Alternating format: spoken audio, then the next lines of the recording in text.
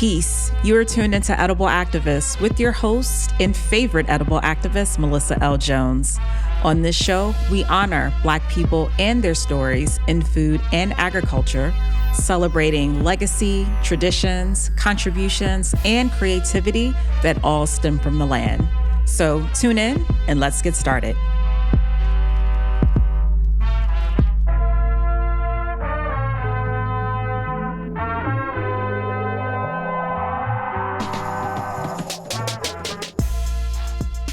Peace. I am your host and favorite edible activist, Melissa L. Jones. Today's guest is a wellness warrior, health justice advocate, and true woman of the people.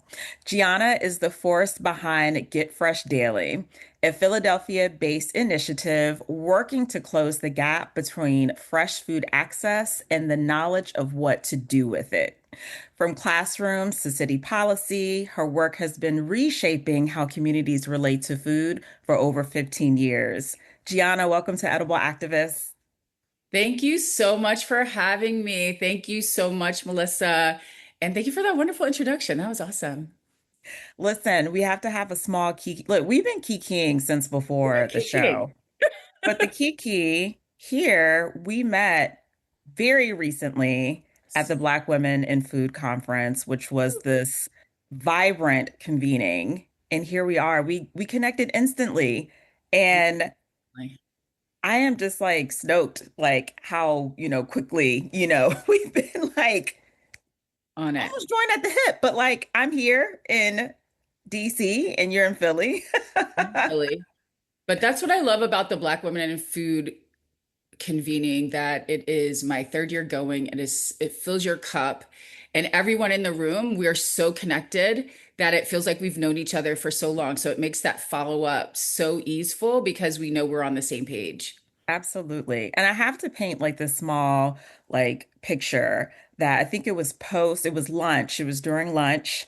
And this wonderful woman, I think from New Voices, Yes. said, you need to talk to this person. You need to talk to that person. She literally was like at one point, like a huddle of like five or six or seven of us. And we're like, oh my gosh, like food justice, like pantries, prosperity market, mobile markets. And it really just was this like beautiful circle of just a beautiful exchange of energy. And so I'm actually still kind of like just living in that moment and here we are. So I definitely have to shout out Black women in food and just like Woohoo! creating that Yeah. dynamic space because, who knows, we might have met like maybe a year later or something, but it was certainly divine. But we met at the conference and I'm so excited to Get Fresh Daily and into Gianna as well. So You. Thank you so much. And I mean, honestly, we can't say enough about how Black women being in these spaces and how we work so hard. We are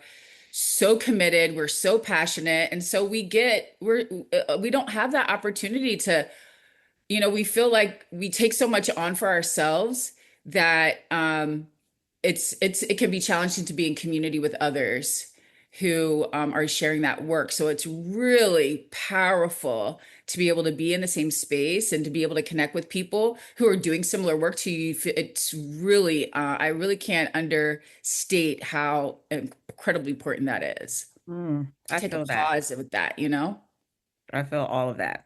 Yes. Gianna, before all the advocacy, we're still doing some advocacy, obviously. The policy work, the programming. Who is Gianna? And where did your relationship with food begin and what shaped the way you see it today? I love this question. Thank you so much. Who is Gianna? Wow.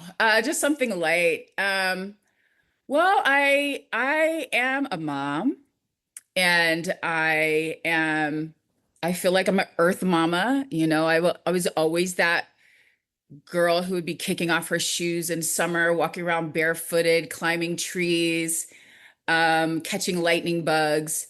And interestingly, when you ask about like where my passion for food came from, all of those memories I just mentioned really are stem back to the summers that I would spend in Tennessee with my family. I am a first generation East Coaster. Both of my parents are from a little town in Tennessee called Franklin, Williamson County, which is about 30 minutes outside of Nashville. And I went there every single summer of my entire life.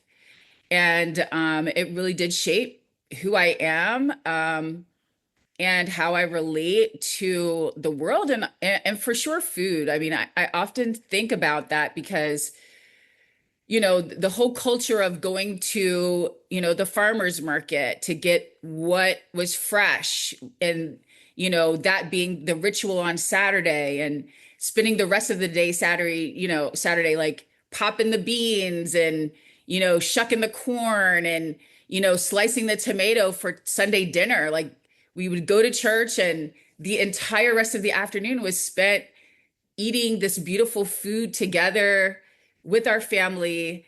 And like that was the culture that I grew up in. And funny enough, I grew up in Delaware.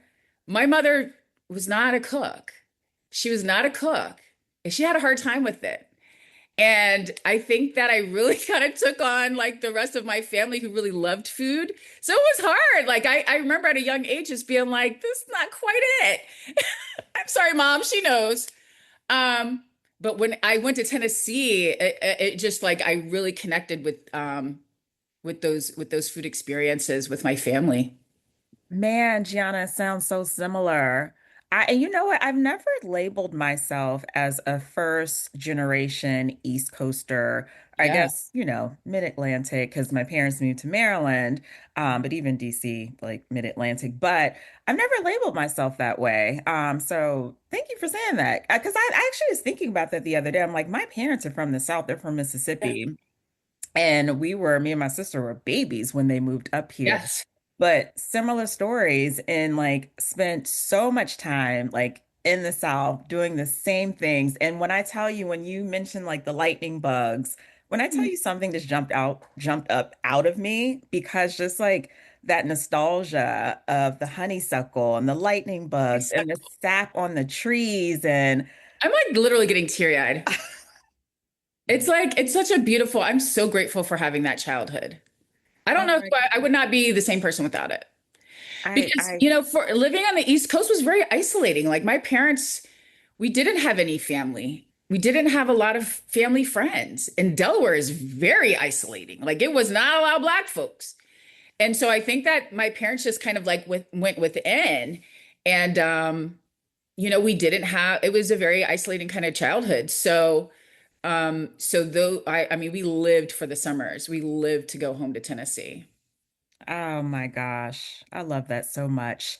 Gianna, classroom teacher, marketing strategist, nonprofit leader, and policy advocate, as we mentioned before. What is the thread that connects all of it? And what were you always moving toward in those spaces? You know, I remember being a classroom teacher and having an excellent experience. My mother was a teacher, so I really felt like that was in my spirit. Loved working with kids, but I felt like, and I was a good teacher. I knew I was making an impact. I just always had a sense of there's more.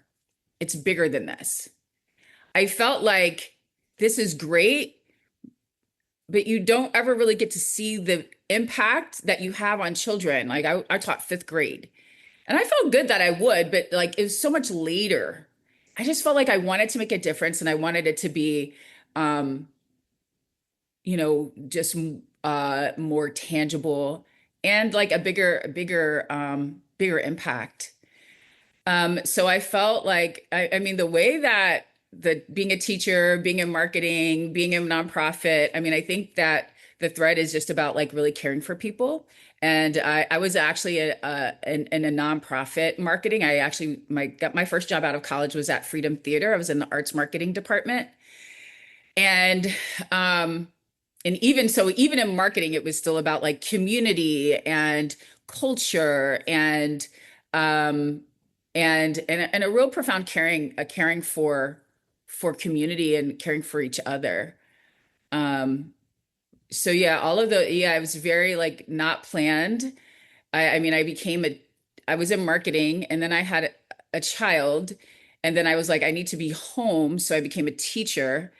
And then when I became a teacher, I got really kind of reignited with food and started working in nonprofit and food. And then I found myself in a situation where all those experiences came together, like being in a classroom, working in an inner city classroom, helped to inform, what was going on in our, in our cities and our communities. Being in marketing and food made me think about, like, it's not just about the food, it's about how you're selling it and making it sexy. Bottom line, it's got to be sexy. It's got to be like, where we are spending our dollars, we're spending them because it's made really attractive to us. um and so having a background in marketing, I was able to discern that, right? Like, I was able to be like, oh, you like that because of Reese's peanut butter cup cereal. They're playing it with hip hop music. So I was able to discern that, and like thinking about how to apply that to something that was going to be more community uplifting. Very, very interesting. Yeah, and so right. I mean, I made this statement when I was actually at the conference. Folks asked about like funding behind, media platforms, and I was very transparent in that like I work full time, and so it Yeah. stands because of that and that attention. And the statement that I had made was that, especially what 10, 15 years ago, even now for some people, I was like, farming wasn't a sexy thing. It wasn't a thing like people were gravitating towards in the sense of like funding, to be truthfully honest. And Yeah. so like when we think about like what's funded a lot here when it comes to like media and other things, it is like, the food like influencer like platforms and like the dinner parties and stuff. These are my opinions, y'all. So like Yeah. you can disagree, Yeah. anybody can disagree, but that's just real. And that's okay. Like I love a sexy plate, but for me it's always like where is it coming from, right? Yeah. So like it's just an interesting take to hear that, and one that I actually do agree with. And I love that people are getting creative, with the marketing, and making it sexy. I mean, not everyone, has that skill set or that ability, but I just want to just take a moment to acknowledge that you make a very interesting point, and one that I actually do agree with. So Well, especially like I kind of came into the work um through like a public health lens, and in that public health lens, the conversation is around, reducing comorbidities and like these chronic health conditions. So I found that in working in those spaces, you're talking to my people about the way you need to change your eating habits. Nobody's trying to hear that. What are you talking about? Uh, um, I like my food. You're offending me with you're saying there's something wrong with my food. And so that was kind of like that space that I was really trying to navigate. And you know, the other thing I didn't mention is that I wish I had this book next to me. This is just a lot of things were in me. My mother had a book of like food is healing, like an encyclopedia, and I used to read it. I don't know what led me to be reading it, but I was very impressed with thinking like it's like the idea of like eat carrots are good for your eyes, beets are good for your heart. Like that just like blew me away. And it really did become kind of like the background to all of this. I was very fascinated with like actual foods being able to heal you and keep you healthy. And so when I would be in these spaces thinking about public health and they're like, bashing our foods, I'm like, this is not the way to talk about this. This is not the way to talk about it. And so this kind of concept of being like sexy is really just about appealing. How's it going to be something I want to do? Like how is it going to be something that you're going to try to change someone's behavior from eating this or this? And that's where I kind of came along with, we got to focus on the fun that we have when we're sharing meals. We got to talk about like healthy as being like you're going to feel great. You're going to have increased energy. Your skin, you know what I mean? Like how are we talking about how it's going to make you look? Like that's the piece around that connection and how Get Fresh Daily likes to market it. which I'm excited to talk about. But I'm glad that we just landed there for a moment. And I'm so even for myself, I'm so glad that I've evolved in this space because I came into this starting with the soil and then this very like health conscious, Yeah. mindset like you need to eat this because you won't be taking as many pills and it'll Yeah. lower your blood. Like I definitely had that mindset. And so I say all that to say I'm glad that I've evolved because it is how what can make this attractive to like the everyday people without they're feeling any guilt around Yes. like their food choices, which is super important because, the food space can be super judgmental. And I don't want to be the person standing behind that. And I just never wanted this platform to be, linked to lean into that either. But so yeah, I'm grateful for evolving and just wanted to land there for that moment. Get Fresh Daily. I have seen the marketing and I love it. I love it. I love it. I love it. But let's talk about Get Fresh Daily, the mission, who it serves, the gap it fills, and the other food initiatives the offerings that you have going on with Get Fresh Daily. Yeah. So, I mean, Good Fresh Daily exists at the intersection of farm fresh, local, and organically grown food, education that is culturally empowering, and experiences that, again, are like rooted in joy and upliftment. And so when we start putting those three components together, we actually frame our work and our mission around the cultivation of community well-being. That it's trying to bring people together, make them feel really good in the spaces that they're in, wherever you are in this journey. And that's why I really liked when you were saying you've evolved here. It is a process. There's levels to this, right? Like there are levels. And to your point around being like non-judgmental, all of these things, it's to, at the end of the day, this is a food justice forward organization. Because in order to do all of this work, you have to really understand that our society is intentionally keeping us from being well. You see the proliferation of food marketing, the foods that are in marginalized community. It is in every city across the country. There's some things that are consistent, like the poppy stores, the setup of the poppy stores. There's foods that are in these poppy stores that you could not get in your more affluent neighborhoods. You just can't even get Takis in certain neighborhoods. All of the sugar sweetened beverages. So, any case, my point is just to say that recognizing the intentionality around our inability to easily be well is kind of like what we want to educate, while also celebrating our culture that is rooted in whole foods, in the earth, in these, these are ancestral practices that we've been inundated with, right? Like, and also understanding that this is new, right? Like this is relatively 50 years or so. Like before that, we weren't talking about organic foods. Was organic. It didn't have all these chemicals on it, like. So this is the long version, but yes, that's we're about. I always think that it's less around learning something new than it is around remembering, going back, making things simpler, undoing undoing a lot of the practices that we've learned and the systems that we've come up in, and like being able to recognize the difference.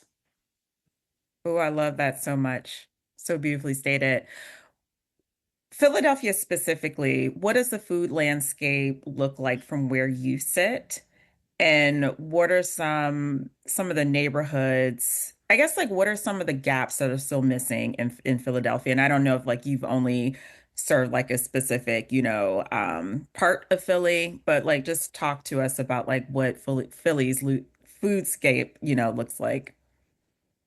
So Philadelphia is actually has the unfortunate label and distinction of being the most unhealthy large city in the country. And so of all the major, Chicago, New York, Philadelphia is the most unhealthy. And navigating that is uh is challenging, and it's also clear.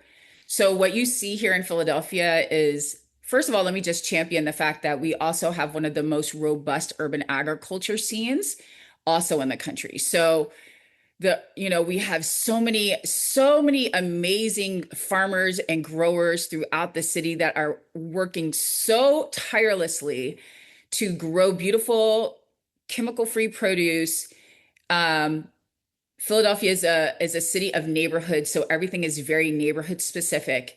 So in each neighborhood throughout the city, there's a proliferation of urban farmers and growers, gardeners as well, that are looking to help feed the community, particularly with this food that is chemical free.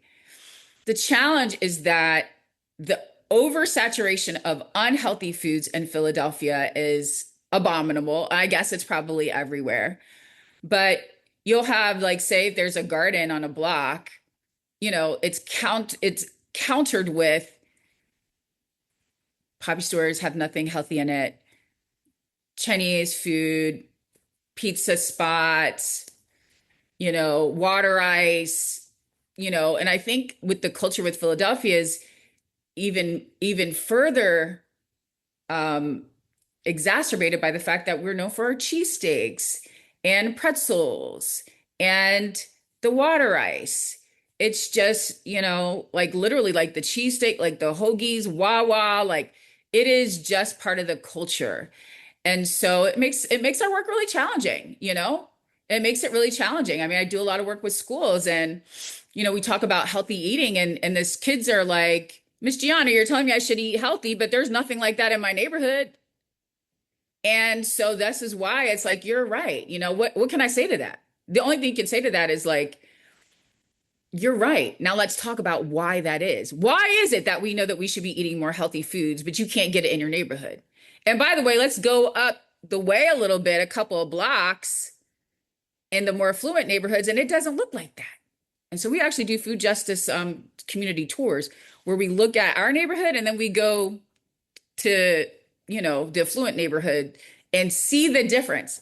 And it is striking because so many people never leave their neighborhood. They've never even known that they didn't even know there was anything other than that, So yeah, it's challenging. I think it's really challenging. And again, I can't speak to other cities, and I know that it's very similar, but I don't know exactly what that looks. I'm really curious and interested in seeing that. But I think that the stark difference in Philadelphia to go 20 minutes in one direction or the next and have a completely different food experience is striking, upsetting, infuriating, and just completely unfair and unjust. First of all, thank you for shouting out the amazing farmers and growers in Yes. Philly. Like, I was just blown away years ago when I went to go visit the city and done some interviews and stuff, like doing some just really rich work in Philly. Mm, So, absolutely. Everywhere, everywhere. everywhere, just super incredible. Yeah. Um, what does a Get Fresh daily experience look like, in a Mm, neighborhood? Because I want to get yes. fresh daily in Philly, Gianna. I want to do Yes. that. I mean, Get Fresh Daily, like you're coming in with like super warm vibes. Like, myself, my team, we're like, what's up, family? Like, where are you? How are you?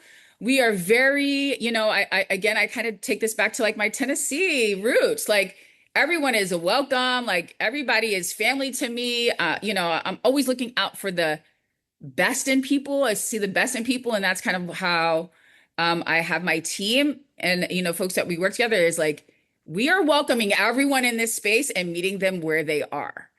Um, you are going to find like excitement around food. We're going to give you food that is delicious. We're very aware of the fact that, we Black and that food better be good.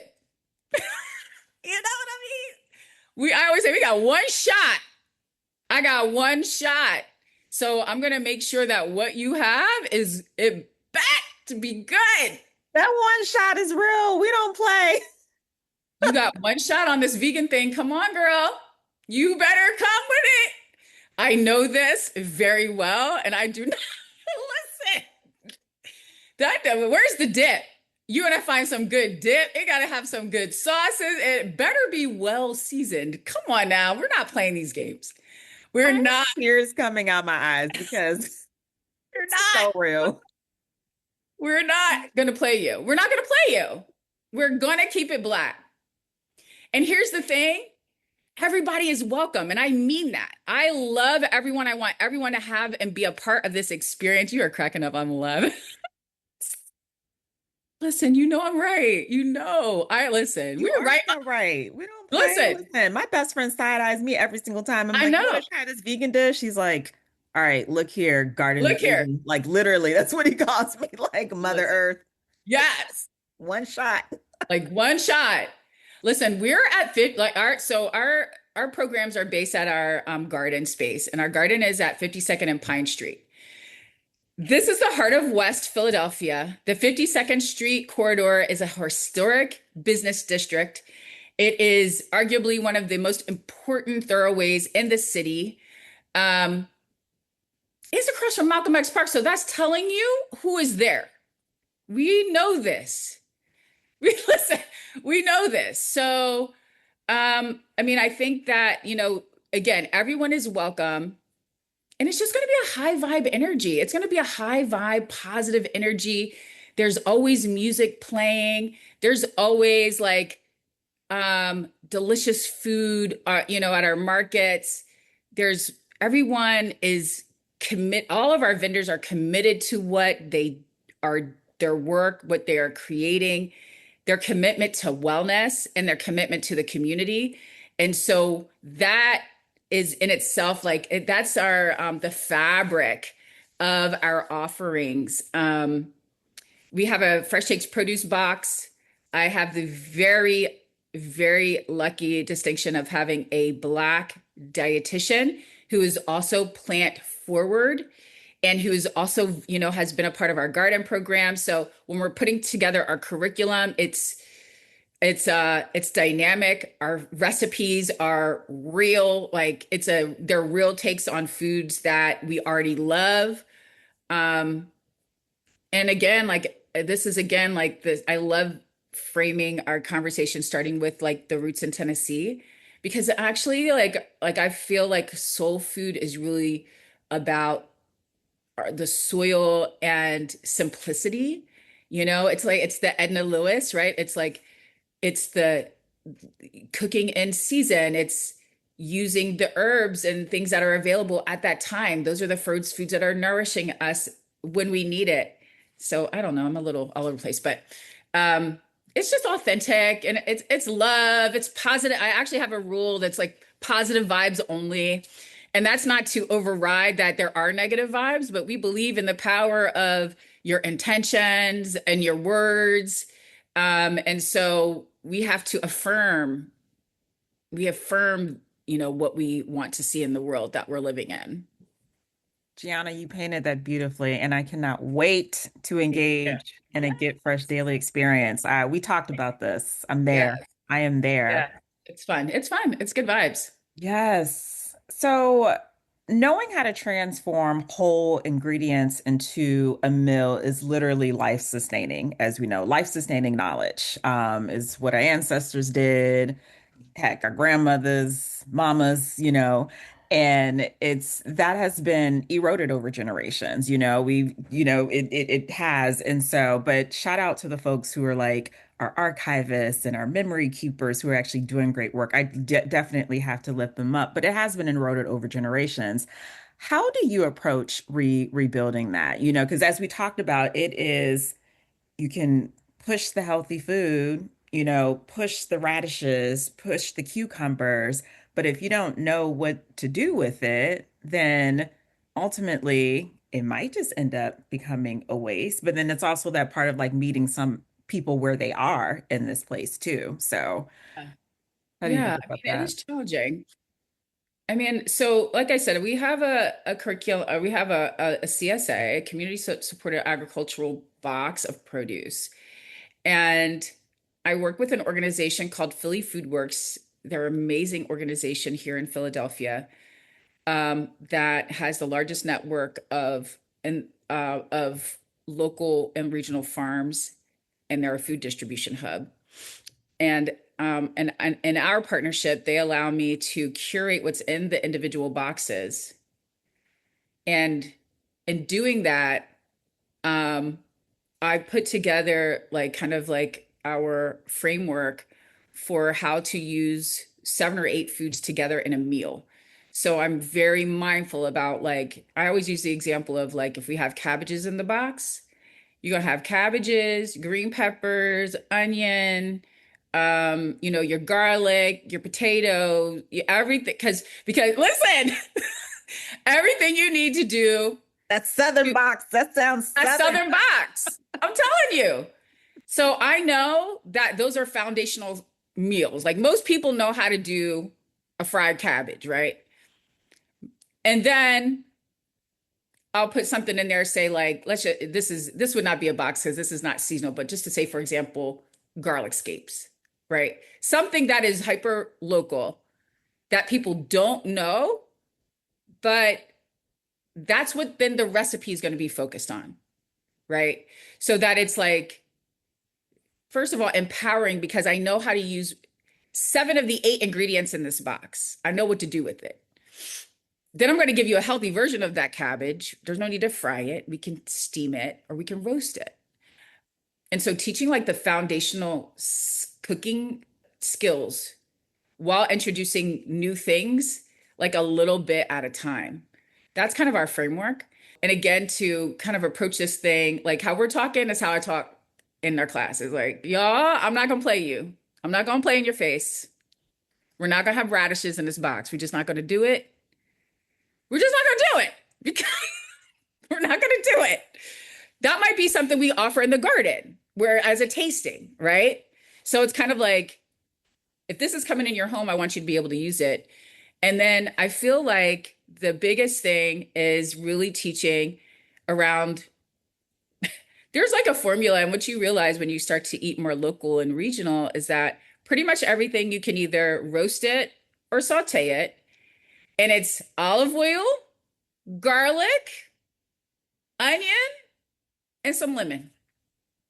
You're sauteing it, then you add some different herbs and things in it. So over time, there's these recipes, but you realize it's always garlic, onion, olive oil, and lemon.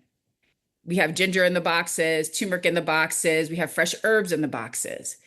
So we might use that to be like how to create a sauce, or a dip out of those very basics. So it's really getting back to basics. That's kind of what I'm saying. It's like it's getting back to basics. And this has also been an evolution, right? Like at first it was more like I feel like the food styling kind of, thing around sexy eating. Like people aspire to that, but it's challenging. And there's 20 steps. Try to keep this down to like 5 steps. Also, like the soups and things. A soup is the vegetables that are in season that week, and you put a broth to it: olive oil, onions, garlic, lemon on the top. Gianna, you can't tell me anything when I come back from the market and I be in the kitchen stewing Yes, down some fresh tomatoes and some garlic, a little bit yes, of oil. You can't tell me nothing. My base for things might want to yes, saute some shrimp or something in my homegrown tomatoes and yes. the sauteing, like all of that. All of that. I had an opportunity last 2 summers to participate with a youth program at a garden in DC, and just to see their level of engagement, cutting up vegetables and like cooking their meals every single day, putting their hands to it was just so powerful. And they loved it. You had one or two that's just like, I don't want any parts of this, but they loved it because We they love just it. realized like they were actually in the garden and they had their recipes, they had their tools, and they were like, this is stuff. I remember talking to one young woman. She was just like, my grandmother taught me how to cook. And so, like, this just means so Right. much to me. And like, I just loved hearing those stories. But so when it can start young at an early age, oh my goodness, like the power. But you're so right. Like meeting, start with the basics if you can. That's if you have the ability, if you have the tools, if you have the resources. But yes, I mean, goodness, the magic you can make from some Absolutely. homegrown Yes. produce.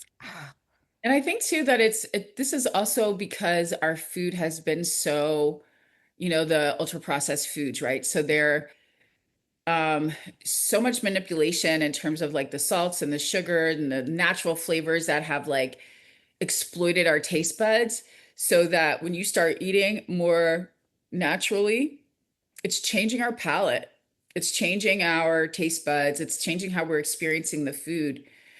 And this is again the evolution that takes time. Like you're undoing all of this cellular, manipulation in your Mhm. body Yep.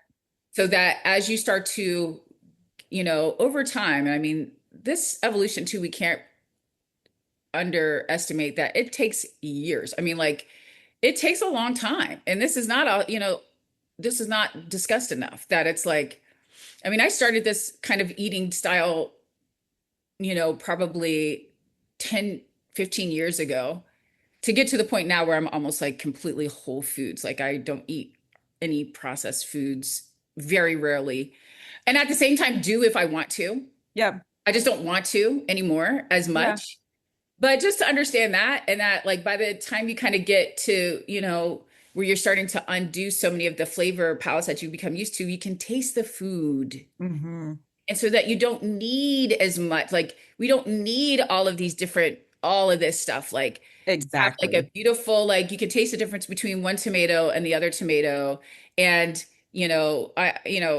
it's things around like the fact that there's 7,000 varieties of apples and we're used to five. So that you Hmm. can you can start to taste the difference between each one. I'm totally off on a tangent, but No, I love this rabbit hole. Like in my mind, I was like, I would love to just, deep dive another conversation to the science behind it. I mean, like yeah, similar story. I mean, for me, it was what, 20 years ago when I started, but even still, I'm in my early 40s, y'all, and I'm happy about it. Even still, I'm like my taste buds are like still, I actually can feel like I know that there's a change happening even right now with my taste buds and like my yeah, palate. But that is so real. This isn't an overnight thing. It really is, your palate evolves and you evolve. So yes. that so real. Oh my I gosh. mean, honestly, I think last night I was making, we've got beautiful greens in our garden right now. And I had bok choy, and oh, we have mushrooms in our boxes and mushrooms, bok choy, and asparagus. Mm. And I did a little quick stir fry with like sesame oil and we had ginger from our box and garlic in our box, and that was it. And I realized I cooked it all up, and I realized I didn't even put a salt in it. And I was like, wow, Mm. I this is an evolution for me, that I was like, wow, I didn't even put any salt in it, and I didn't even miss it. That is huge. That is big. That That is is huge. And bigger than big. I mean, like this is I'm not I'm not saying this is the goal, the gold standard. I surprised myself to I your feel point. Like that. I'm like, wow, this is like another level. I'm shocked, you know? So yeah, I mean, it takes a long time. It takes a long time Mhm. to undo what the society has done to us Mhm. and our food. Mhm. Mhm. And you think about again, like ancestral practices, like, yeah, this is how our ancestors were absolutely eating. like with the purity of the food that's coming from the earth and the way that it is, Mm, provided. mm. Gianna, we're going to round out in just a moment, but I wanted to just talk about food policy for a moment. How much do you feel like policy actually moves the needle for everyday people? And what would you change about how Philadelphia approaches food justice if you could? I a little bit more context to that. I'm in the middle when it comes to like policy, and then there's actual like Yeah, boots to the ground work. right. I recognize that policy can like move bigger things that people don't even think about, right? So when we're thinking about like dyes in our food and just other things like that, right? But like boots to the ground, it's like we're in this garden, we're in the soil, we're going to feed community, like we can possibly like move the needle quicker by like, hey, we're setting up these sustainable hubs to like literally nourish our community. So I believe in policy, but I've always been like, okay, I get it, but like we got folks boots to the ground that can like really move this thing because action needs to happen ASAP and we know policy changes. So I'm curious from your perspective as someone who's been, in policy, like on the food side of like how much you really feel like how much the needle can move, in Yeah, this space. it's tough. It's tough. I mean, what I will say is that I've always been like adjacent to it, right? So I'm definitely not, I am definitely not in that space. I recognize that we need to have people in those spaces fighting on our behalf, right? So everybody has their lane and their space to operate, and in this day and time, it's really important to have people advocating for us in those spaces. Um, but at the end of the day, what I say is, I'm not waiting for anybody to save us. Like, we got to save ourselves. We cannot, Yeah. and even those of us who are fighting the good fight, I hope, I would like for them to also not rest on that being the absolute solution, because it's just not going to be like I always think about like these policies and laws of our land as like it's embedded in the fabric as we are celebrating America's 250 yes, 250, and you're thinking, um you know lawyers are paid to uphold the Constitution. It's really tricky to unravel a system that was designed to work as it is. And I also know, in the people that I do know who work, at the Department of Public Health or like work with the city, their level of frustration and stress and anxiety is so high because they're just so frustrated. They're so frustrated. So I don't know if that's a really thorough answer, but I just think it's tough. It's an uphill battle, and that at the end of the day, that we just better just keep on doing what we need to do to take care of ourselves. And I think that that's where the solution is. As these systems crumble, as they are, it's going to take a long time. It's a slow crumble. And so we are working to create the world that we actually want to live in. And I think that's where the solutions are going to lie. Yeah. Do you believe that that things need to crumble for us to be able to rebuild how we want to? Yeah, it has Yeah. to. I mean, Yeah. it's like on in every single space, like how Yeah. insidious big food works with big pharma and then the healthcare Mhm. system, and how like, hospital, they're not in the business of you being well. They're in the business of you being sick and being able to be on these medications for your life because that's how it's monetized. Like understanding that capitalism is the undergird of our entire society. At the end of the day, that's what they're upholding. Um, that's what I mean, that's what it is. Yep. Because if you, and this is also that, I saw that. Like I would be in these rooms like, do you really want us to be well? Like this doesn't sound like this. This doesn't sound like you're actually wanting us to thrive. All of the hurdles, all of the red tape, all of the barriers. If you want, like, but Yep. again, I'm an Earth girl. I'm an Earth gang, so I am Oh, I Earth like gang. that. I'm gonna end on that note. I'm powerful to the people, and then much love to all of my lawmakers and Yes. policy Yes. policy wonks and all that. Listen, we need folks in every aspect of this work. Every aspect. We need them in So, housing, we need them in yes. jobs, we need them in policy, like boots to the ground in the community. There's a lane for everyone. So, Yeah. yeah. I just want to be progressive. I just want to be future thinking. I want to think about Yes. like real solutions. Like I'm Mhm. not like I do not I don't have a lot of time for conversations around politics because I just think it's just you're spinning. Like I feel like my time is better used in trying to, create a new world, new earth for ourselves, but really for our children, like for our future. Like what are we Mhm. actually working for? What is this really about? Yes. Ashe. Ashe. Gianna, if you could paint a picture of what Philadelphia's food landscape looks like when this work fully succeeds. You've already been successful, so let's not take away from the work that you all have been doing, but like painting that vision. I think you've already spoke to it a bit about like around the experience, like what you can experience with Get Fresh Daily. But if that's multiplied, and spread across all of Philadelphia, what does the city feel and look like to you? The city feels like an oasis. It feels like an Ooh. oasis. We there, our food system, our foods are grown locally. We're able to feed our city with foods that local farmers, local growers have grown. We have an infrastructure so that those monies are going back to our communities, going back to our Black farmers, that we're able to sustain ourselves with a good life with that the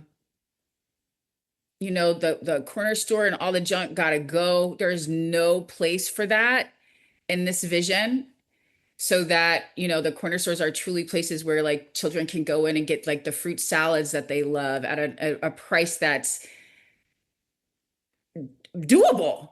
They love smoothies, they love fruit salad. Everybody loves these things. Like to make them accessible to the point where it's easy to do and just becomes the norm. Our food marketing is promoting health and wellness, so it's none of the junk. There's less trash because there's less processed foods and wrappers, right? So, like, that's going to make everything look cleaner. It's going to make our parks and green spaces more abundant. Like our fruit trees, you can literally like pull that fruit and just keep going. And that is the norm. And like kind of at the end of the day, all of this works because the culture supports it. Like it's like, ooh, what apple did you get? Oh, I grabbed a pear from that tree. Like so, I'm always thinking about like the children and the families and how they're like interacting like that. And really thinking about like just eating in accord to the seasons and just like this being the norm and that we're just like all a community. I just like really believe in the power of like if we can get our food system in line, then like the ripple effects of that are profound, right? Like profound impact in our health. You're going to see less disease. We're living longer. Children are able to perform better in school because they're thinking clearer. It's just like the impact of that is really profound, and that is the vision that I have for Philadelphia and our country, at some point, but starting with Philadelphia. Yes, yes, yes. So if there are any policymakers listening in, listen, hear that vision. Yeah. Credit Gianna, Get Fresh Daily. Tap in. Hit me up. Hit me Tap. up. We can Hit do it. hit her up. Exactly. We can Exactly. do it. Exactly. Gianna, this has been an ultimate pleasure. I feel like we're going to plant so many other seeds together. We've already been talking about near future things, and I hope and pray that, they all manifest and when they need to. So I'm was excited to have you on the show, hopefully one of many, and that Yes. we can do some exciting things together. But most importantly, thank you for sharing your story and a bit about Philadelphia. I got nothing but love for Philly. I love Philly down. Yeah. And just the Get Fresh Daily, what you all are building is just super incredible. Thank you so much for a incredible conversation. And I just love these conversations. It's just been a really wonderful time talking to you, and I look forward to continuing, like the first of many. Cheers. Yes. All right. Thanks for listening, y'all. Peace. Peace. Thank you. Thank you for listening to Edible Activists.